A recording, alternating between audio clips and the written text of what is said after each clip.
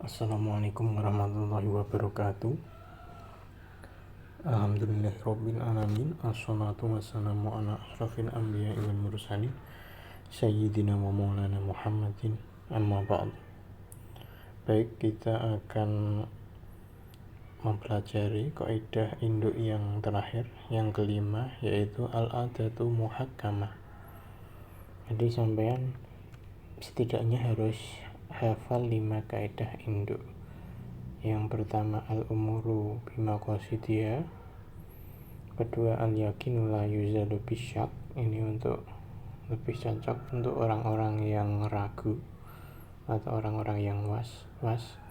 Kemudian al-masyaqqatu tajlibut taysir, kaidah yang keempat ad-dararu yuzalu, dan terakhir al-adatu muhakkamatu, adat kebiasaan itu dapat ditetapkan sebagai hukum. Kaidah ini banyak sumbernya. Ada Al-Quran An-Nisa 19, Al-A'raf 199, kemudian ada hadis Nabi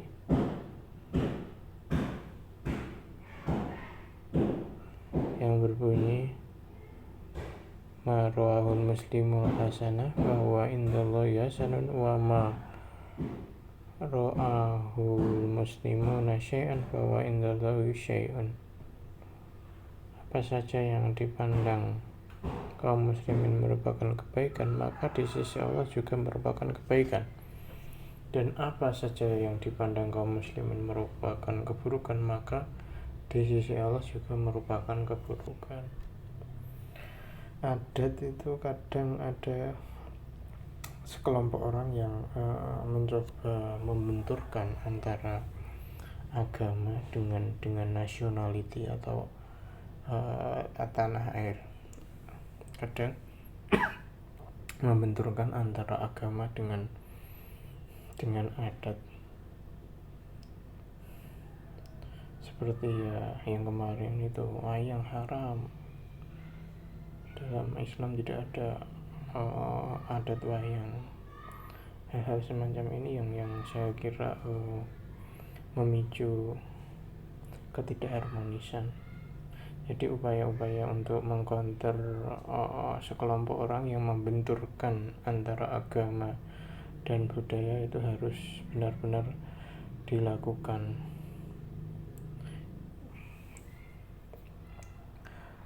Kemudian kita berbicara tentang imam madhab, yang 4 madhab besar itu. Misalnya Imam Hanafi dalam memutuskan atau mempertimbangkan suatu hukum. Jadi saya ulangi, Imam Hanafi ketika melakukan ijtihad atau fatwa atau membuat hukum, beliau mempertimbangkan adat atau kebiasaan masyarakat Irak. Kemudian kalau Imam Maliki itu melakukan penetapan hukum, itu juga mempertimbangkan tradisi atau adat ulama-ulama Madinah. Sedangkan Imam Syafi'i karena pernah mukim di 2 tempat, itu muncul 2 kaul, yaitu kaul qadim dan kaul jadid. Kaul qadim itu ketika beliau berada di Baghdad, sedangkan kaul jadid itu ketika beliau berada di Mesir. Dari kaidah al-adatu muhakkamah itu muncul 12 kaidah turunan. Yang pertama, kullu ma warada bihi syar'u mutlaqan wala dhabita lahu fihi wala lughata irja'u fihi ilal urf. Setiap aturan yang didatangkan oleh syarak secara mutlak dan tidak ada pembatasnya dalam syarak, dan juga tidak ada pembatasnya dalam aturan bahasa, ketentuannya dikembalikan kepada kebiasaan atau urf atau adat atau budaya. Jadi dari kaidah ini bisa dipahami bahwa menurut kebiasaan yang berlaku dalam masyarakat, makan dan atau minum yang disuguhkan kepada tamu boleh dimakan tanpa harus membayar. ya. Ini kalau bertamu sudah lazim. Bertamu dikasih makan kok suruh bayar, ini dikira di homestay apa di hotel apa gimana ini. Bertamu kok suruh bayar, itu kan mungkin di adat yang lain mungkin.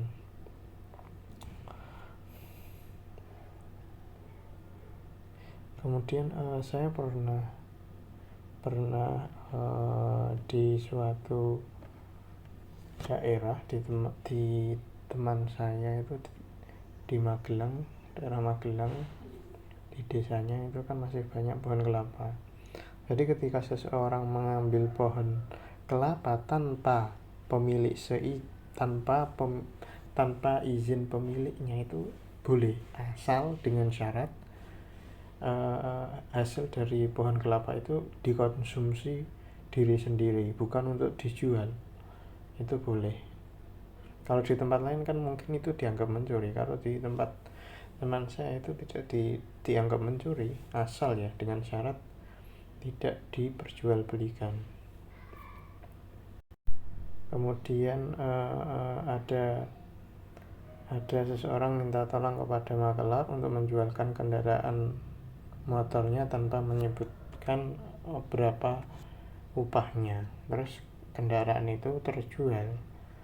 Jadi seseorang itu harus memberikan komisi kepada makelar tersebut sesuai dengan kebiasaan yang berlaku.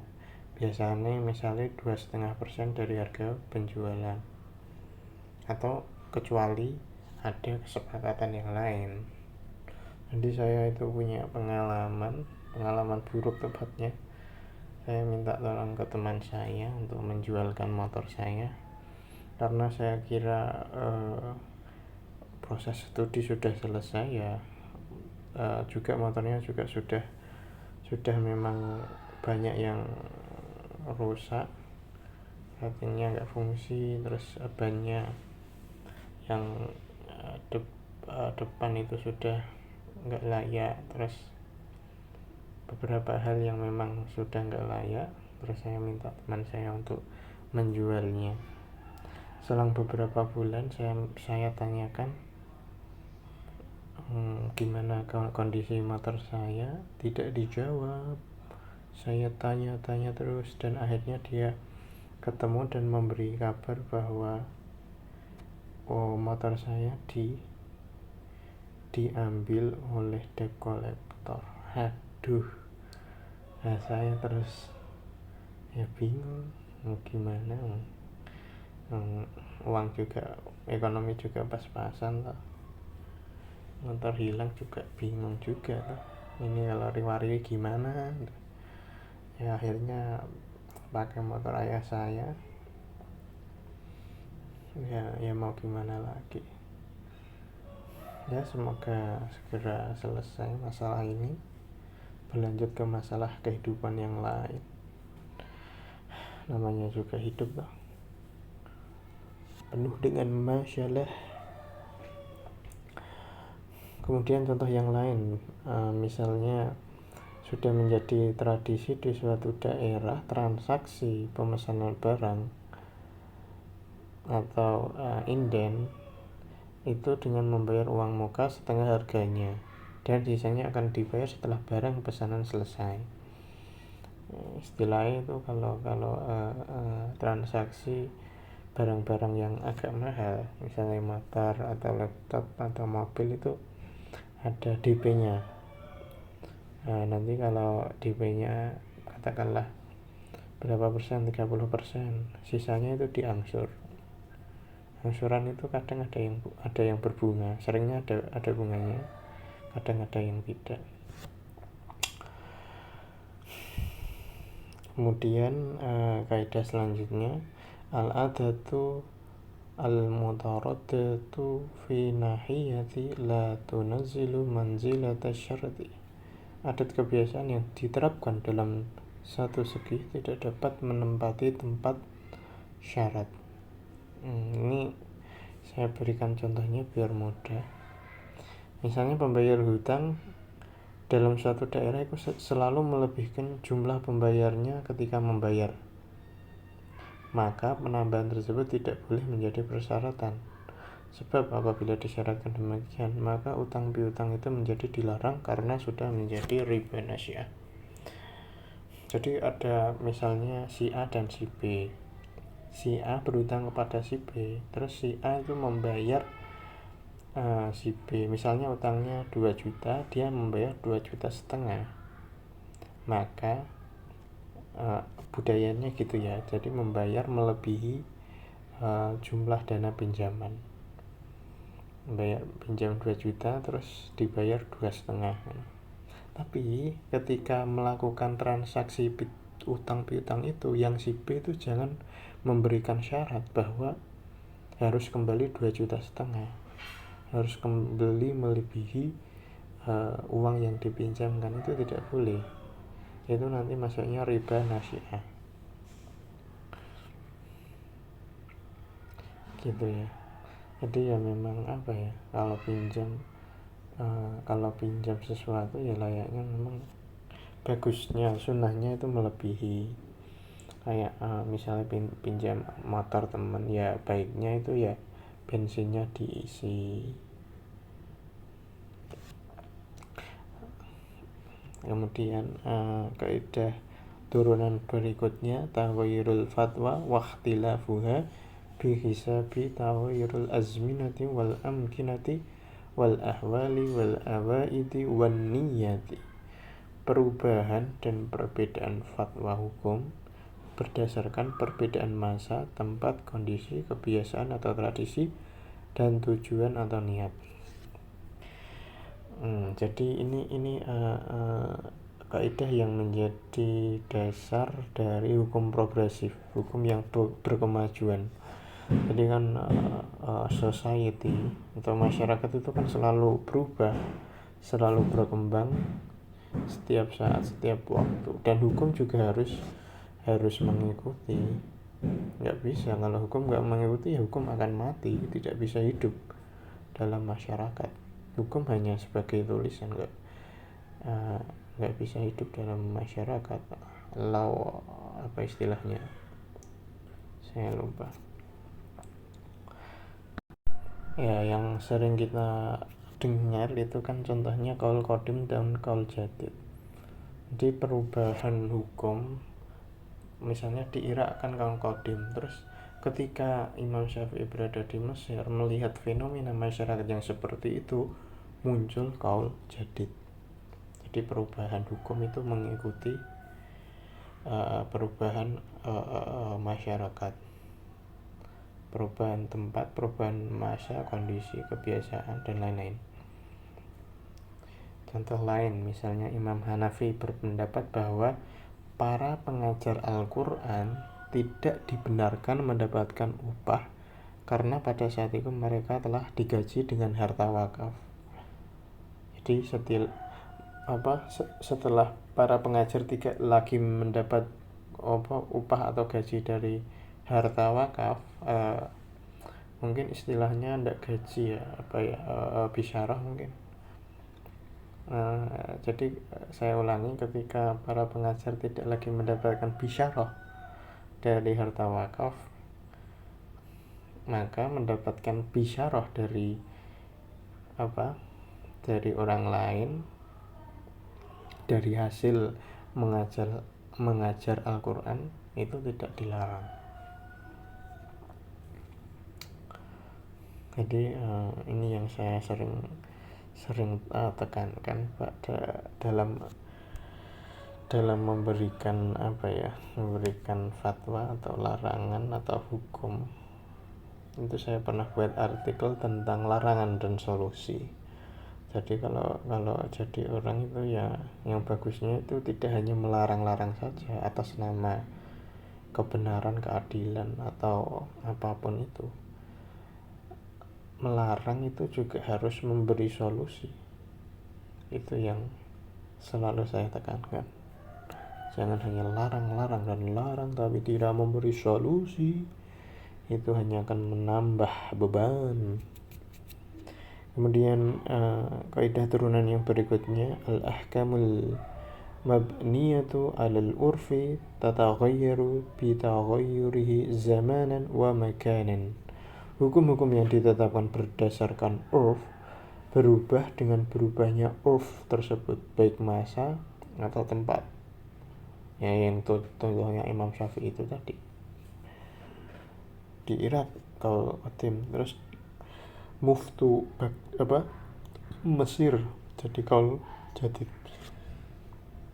Kemudian kaidah berikutnya, al-ma'rufu urfan kal masyruti syartan.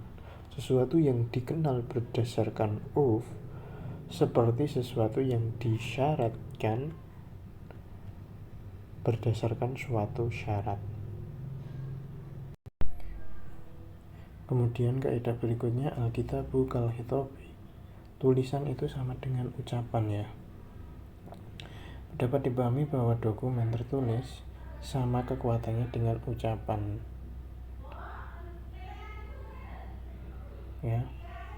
Jadi ya memang yang tulisan itu harus sesuai dengan masyarakatnya. Jangan tulisan Thailand dipakai di masyarakat Jawa itu kan. Walaupun mungkin bentuknya agak mirip tapi berbeda, tidak match, tidak cocok. Yang satu pulau saja, katakanlah aksara Sunda dengan aksara Jawa itu kan juga nggak bisa ditukar toh. Artinya orang Jawa memakai aksara Sunda, orang Sunda memakai aksara Jawa dalam pelajaran atau dalam membuat undang-undang itu kan tidak bisa. Kemudian kaidah turunan berikutnya, al-isyaratul ma'hudatu lil akhrasi kal bayani lisani. Isyarat-isyarat yang dapat dikenal dari orang bisu sama dengan keterangan lisan. Misalnya orang bisu berkata sambil tangannya itu mendekatkan ke mulut. Berarti ini maksudnya dia minta makan atau sedang lapar. Terus ada ucapan orang bisu dengan isyarat dia ibu jarinya diangkat terus didekatkan ke mulut. Berarti dia haus atau minta minum.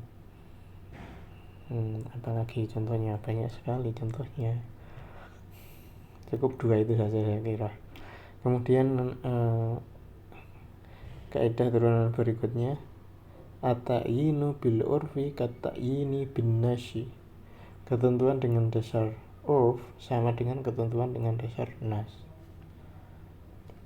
Karena ada itu kan ya, tangan Allah itu berada di jamaah, di golongan yang besar. Jadi ketentuan urf itu sama dengan ketentuan dasar nas. Artinya ya urf atau adat yang sesuai dengan nas. Kalau misalnya ada adat di suatu daerah itu, ketika ada jenazah itu yang berkunjung atau yang takziah ke tempat, ke rumah duka itu sambil minum bir, itu adat yang tidak cocok. Kemudian tadi ada sedikit gangguan, kita lanjut. Al-aslu i'tibarul ghalibi wa taqaddumu 'alan nadhiri. Hukum yang kuat adalah memegangi yang bisa dan mendahulukan atas yang jarang terjadi. Itu mungkin masuk ke piramida hukum.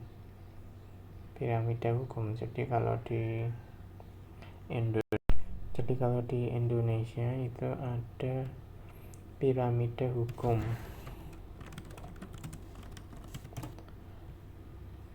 Ada yang paling puncak atau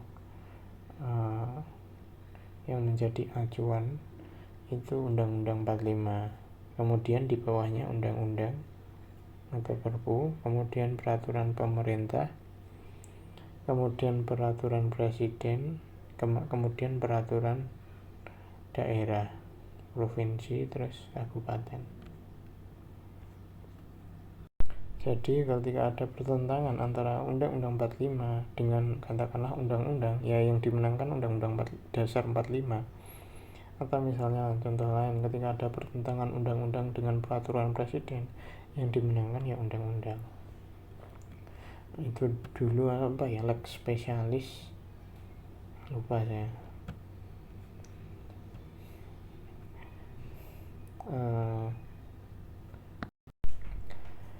Kemudian kaidah lanjutnya, istiqmalun nasi hujjatun yajibul amalu bihi. Perbuatan orang banyak adalah hujjah atau alasan yang wajib diamalkan.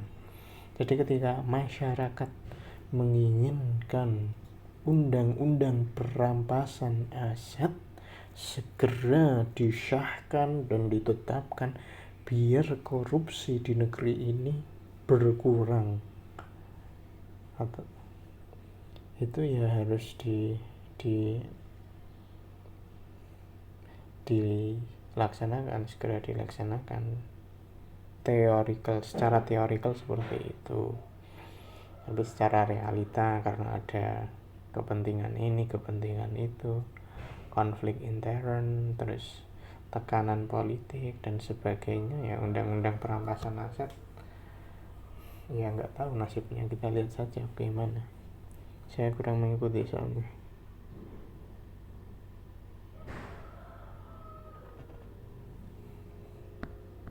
Jadi sekilas yang saya pahami tentang undang-undang perampasan aset itu, ini memang menjadi undang-undang yang krusial. Pertama, karena memang benar-benar bisa secara efektif mencegah terjadinya korupsi. Soalnya yang selama ini yang saya pahami bahwa ketika seorang koruptor korupsi, itu uang hasil korupsinya itu nggak kembali ke negara, hanya denda berapa persen dari total korupsi. Misalnya korupsi itu 2 triliun, dendanya mungkin 1 M, tambah penjara dengan fasilitas yang wadidaw. Itu di negara yang lain ya, di negara Wakanda katanya, seperti itu. Jadi undang-undang perampasan aset saya kira bisa menjadi solusi lah untuk masalah korupsi yang sudah wadidaw. Kemudian lanjut ke kaidah yang ke-11 ya. Innama tu'tabarul adatu idza ittaradat aw ghalabat. Adat yang dianggap dasar penetapan hukum hanyalah apabila telah menjadi kebiasaan terus-menerus atau lebih banyak berlaku. Jadi adat ketika seseorang melakukan pembuatan undang-undang itu yang dipakai adat yang dilakukan terus-menerus atau yang dilakukan oleh banyak orang, itu bisa menjadi acuan dalam pembuatan undang-undang, dalam pembuatan konun.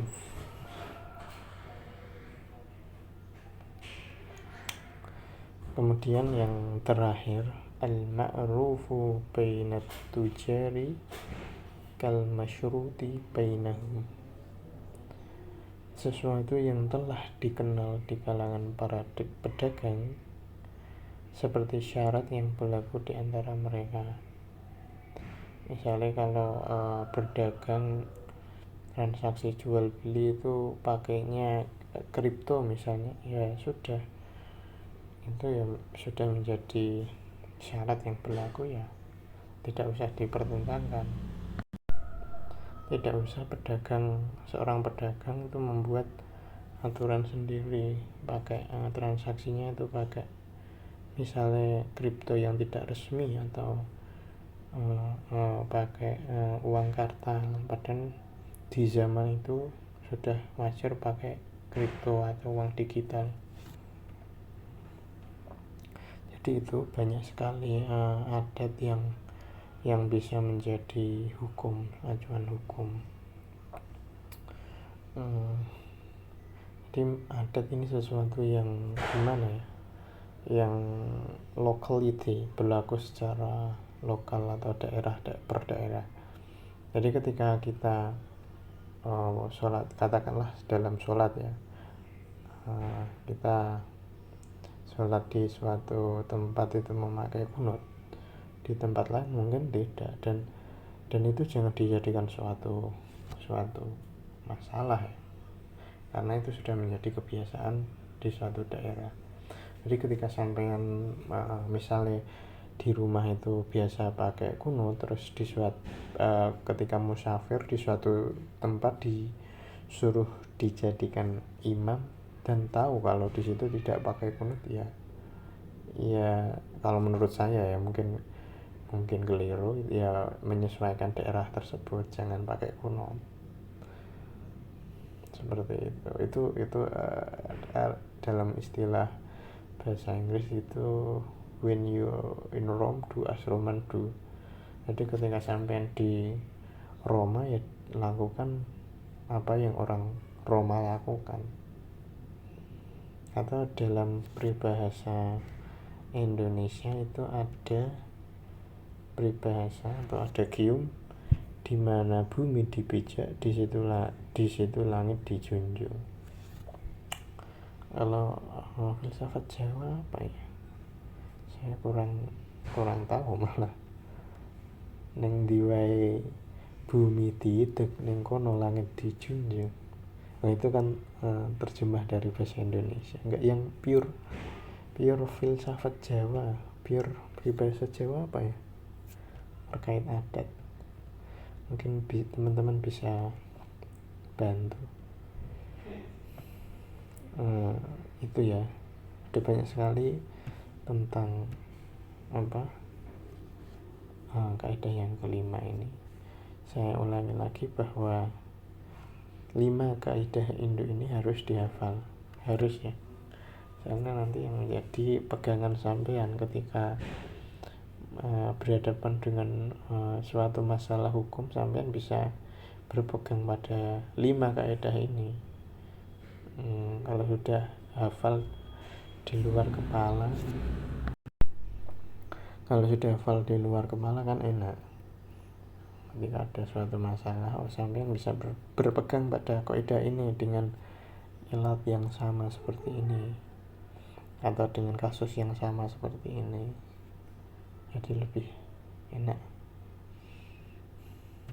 Itu saja pembahasan 5 kaidah. Besok kita akan masuk ke kaidah cabang yang